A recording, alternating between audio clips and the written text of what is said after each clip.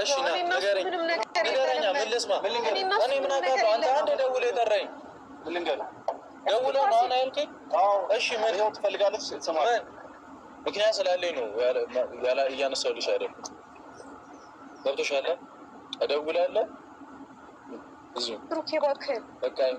እሺ አሁን እንኳን ቢያንስ አትሄድ በቃኝ አንድ ቀን አንድ ቀን ካንስ ታገሽ ትግስት ይኖርሽ ታግሽሽ አንተ እኮ ትናንት ታግሽሻለሁ አዎ ታግሰኛል አውቃለሁ እባክህን ብሩኬ ቆይ እስኪ ቆይ እዚህ ቆይቼ አንተ በእናትህ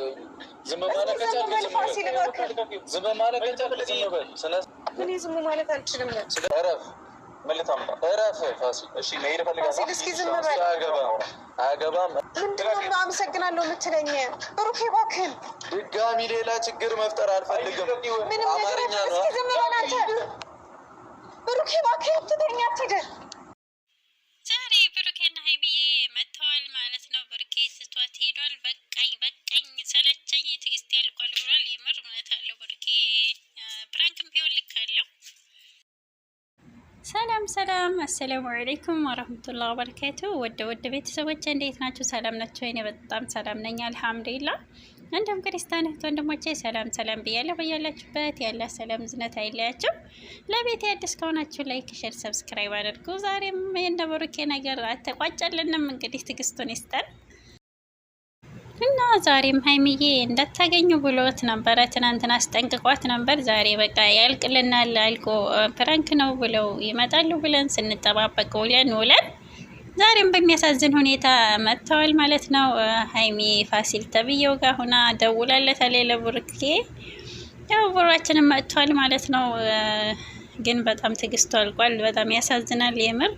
ፕራንክም ቢሆን ግን በጣም ያሳዝናል አያሳዝንም ሀይሚዬ ያኔ ምንም ቢሆን እዚህ ድረስ መሄድ አልነበረብሽም የኔ ጀግና ሀይሚዬ የቡራ ንግስት ማለት ነው እንግዲህ ሁሉ ነገር እንደሚስተካከል ተስፋ እናደርጋለን ለተመልካቾችም ብታስቡ አሪፍ ነው የምር ሁለቴ ሶስቴ ይሆናል እንጂ እንደዚህን ያክል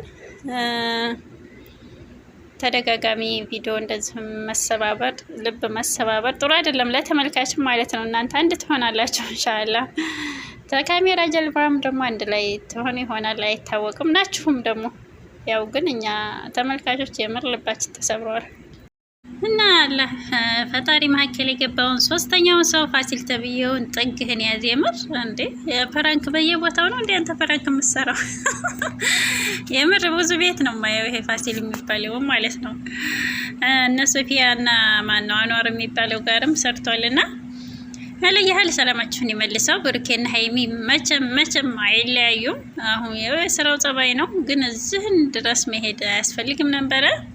በርቱልን የኛ ጀግኖች ማለት ነው ሀይሚና ቡራችን መቼም አይለያዩም ደስ እንዳይላችሁ ደግሞ አንዳንድ ኮሜንታተሮች ማለት ነው አረጋጉት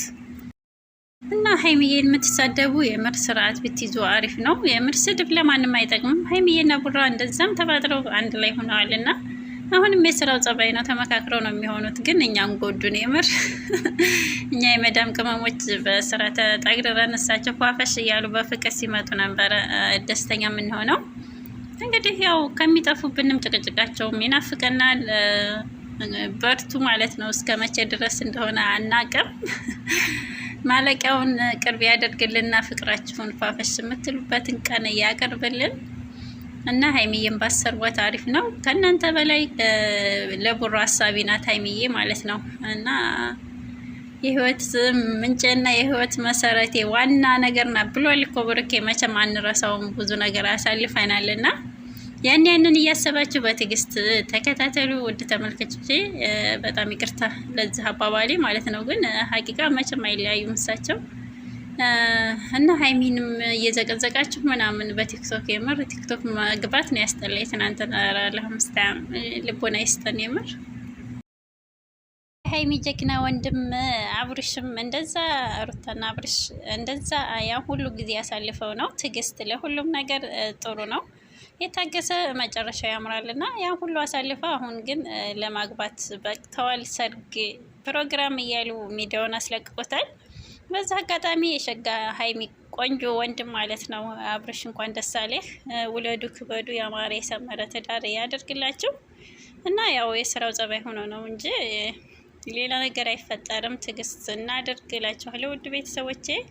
ሀይሚና ቡራችንንም ይሄንን ቀን እያሳየን የሰርጋቸውን ቀን ማለት ነው ኢንሻአላህ። እና በትዕግስት እንከታተል ኢንሻአላህ። ነገ ሌላ ቀን ነው ደግሞ ፋፍሽ እያሉ ይመጣሉ።